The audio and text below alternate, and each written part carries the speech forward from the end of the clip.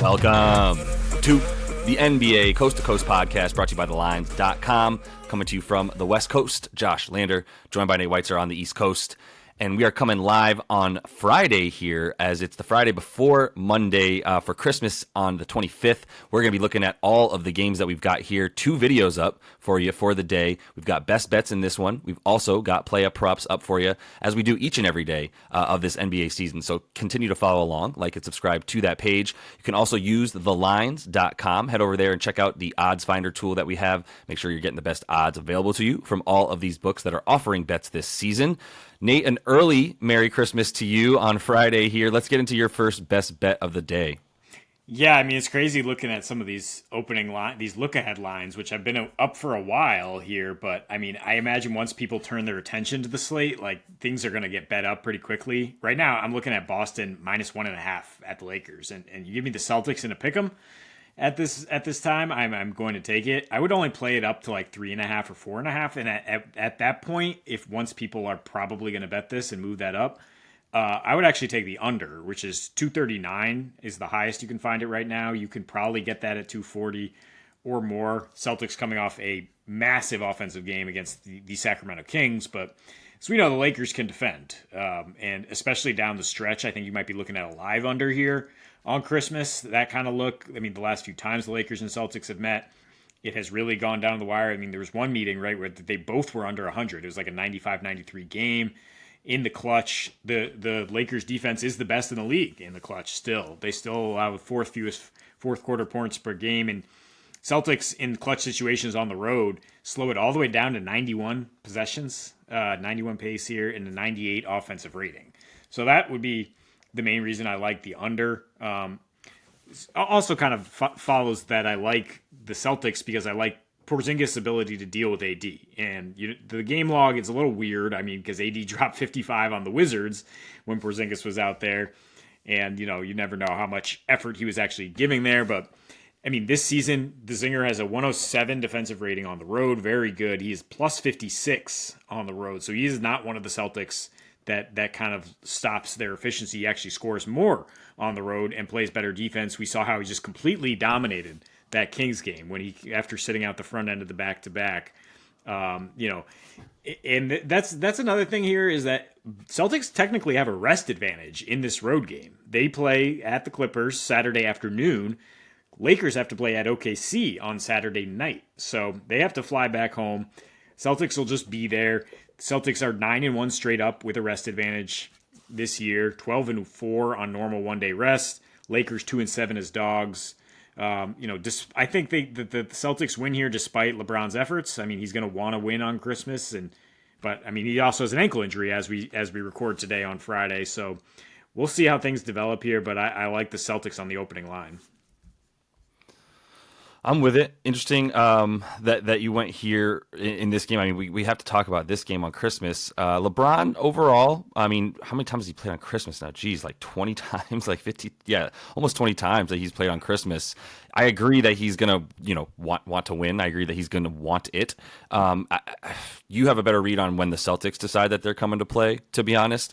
I'm not saying that like they really turn it on and off necessarily. There's oftentimes better matchups for them in the regular season than others, the Warriors being one of those bad ones recently. So yeah, I think this is a pretty good one for them. Just once again, when LeBron decides that it's like time to go and not everybody else is on his level, that's the thing that scares me. But if the Celtics are on his level, yeah, the Lakers have still lost 3 of their last 4 Christmas games with LeBron putting up big numbers, and it hasn't mattered. And also, yeah, the Celtics, if they lose to the Clippers on Saturday, that's when I think you bet this game for sure. We just saw what they did after a loss at the Warriors, where they kind of gave it away, and then they just come out and annihilate the Kings the next without time. Jason Tatum. Yes.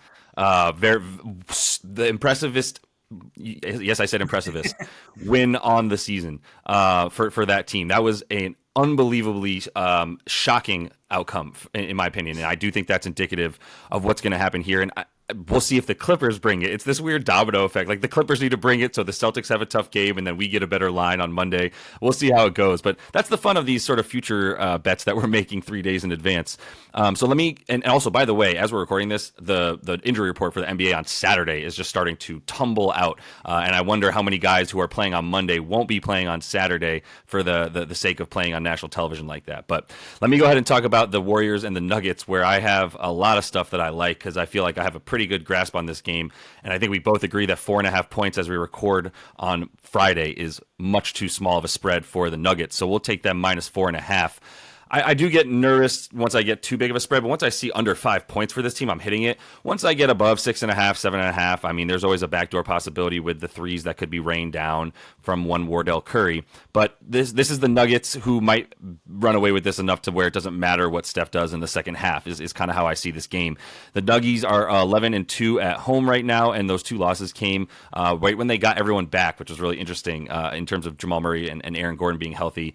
Other than that, yeah, unstoppable at home. Like we keep talking about, the 121 points a game there versus 111 when they're playing on the road. And then you got Golden State on the road, which has been a slightly higher scoring team this season than they are at home. They're also worse defensively, but they as well as they started on the road at the beginning of this season, it hasn't gone that way since then, right? They had a really nice start to the season. Everyone was talking about it because they were historically bad on the road last year.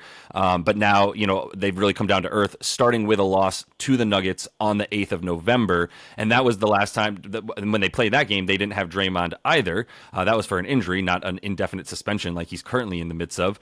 But that helps us, right? Like, I think we know a little bit more. Plus, Murray wasn't in that game. And I do expect Murray to play on Monday.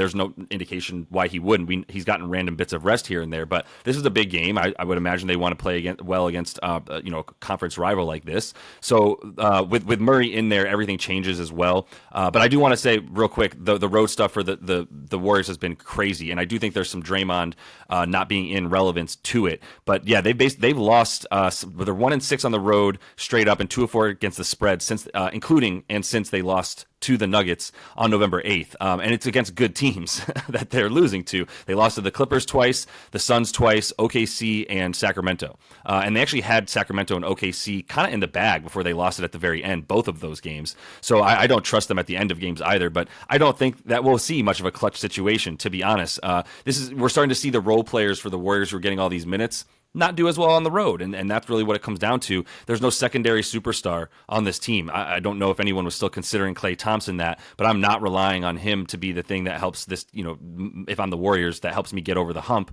against the Nuggets, and I don't think they're going to be able to stop them on defense. I probably should have just started with that point. Just down low is really where it's going to be just one, and demolished will the Warriors be, because Jokic is going to come in. I don't necessarily know.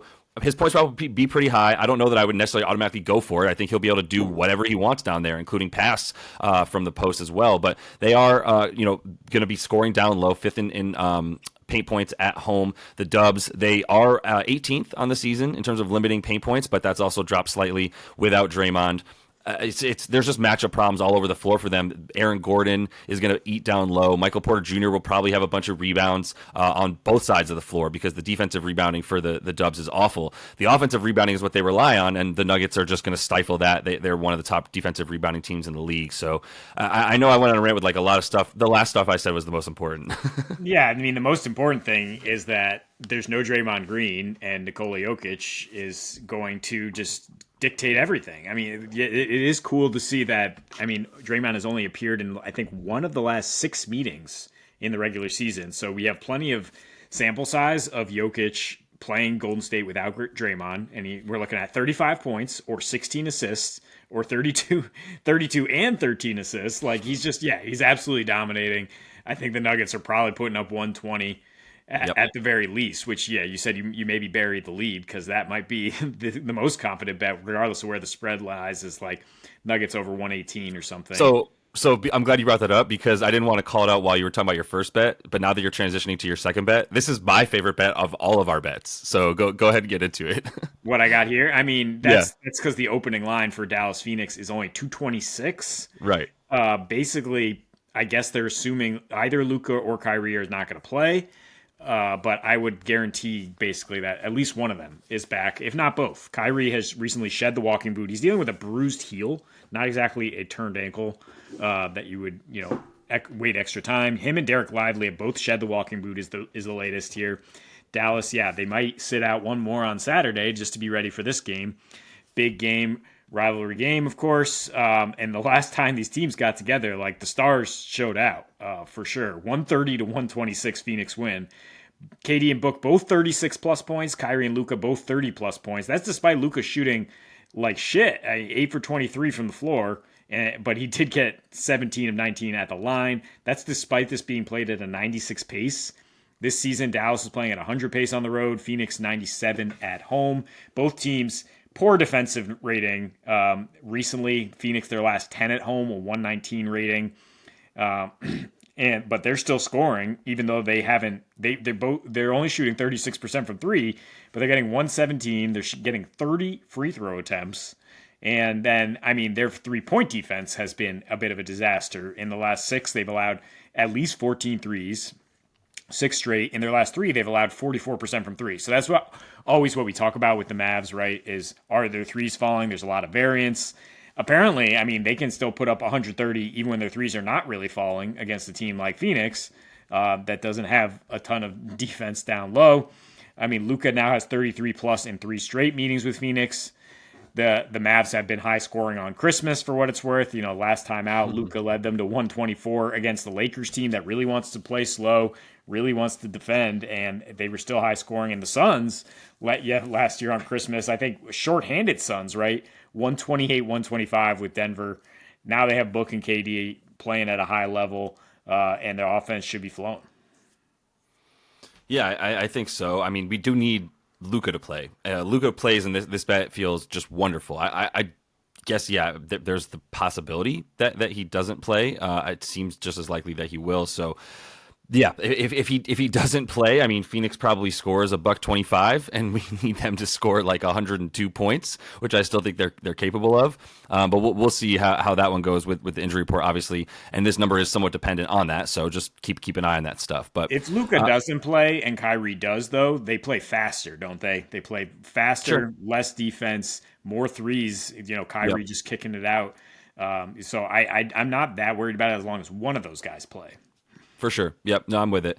I'm going to end with the stuff you were alluding to, which is Denver's implied team total, which is 117.5, because this total is at 230.5. And they're 4.5 point favorites. So maybe you'll get 118, but I still like that. I like it up to 120.5 or so. I do think we both like them to score 120 points in this game against the Dubs. And I left some stuff out from the first bet to be able to talk about this one in terms of the offense for Denver, which is just going to have a complete mismatch with the Warriors down low, as we know, which is what we talk about. And we'll also talk about Jamal Murray as well. But just starting with sort of the down low mismatch as we continue to talk about it, the points in the paint are going to be a huge problem. There is something to the transition buckets as well with the Nuggets, who, because they get so many great defensive rebounds, are going to immediately put the Dubs in a bad position for getting back in transition, which they're not good at. And the Nuggets at home are a top 5 transition offense. They don't do it that often, but when they do it, they're very good at it. They're in terms of points per possession, they're second in transition at home doing that. So that's a huge part of it. And then Murray being back is the other part of it. If you have a scoring point guard against this Warriors team, you're in good shape. See all of the guys who play in isolation that have toasted them, like De'Aaron Fox, like Shai Gilgeous, and go on and on and on. That's going to continue to be a problem for them. I don't know where they're going to get help from. They used to rely on Klay Thompson to be that guy defending those people, and it's just not it anymore. Klay was the primary defender on Jamal Murray the last 2 times that they played in the regular season, which was not this season, by the way. He missed that game, like I mentioned earlier. But in the previous 2, since he's been back from the season-long injury, he's gone over this number twice. Murray went over this number twice because he's just able to get his shot on that handoff play that they just run consistently. And if you specifically look up handoff play types on NBA advanced stats there, you're going to find that the Dubs are very, very bad at defending that, and that the Nuggets do that at the second most with the second highest frequency in the league. As we know, Jokic is incredible with just standing in that one spot, a couple of spots, really slightly outside the 3-point line or just inside of it, and that's where guys are able to run around him, find space. Then you've got the cutter in the corner who comes into the dunker spot, etc. So without getting even into any more X's and O's, the Nuggets can score in a bevy of ways that the Warriors are unable to defend. So I will take them to score at least 120 points in this game. Yeah, I mean, that was basically our look when you're talking about them covering. It's like we feel even more confident about them just scoring a lot.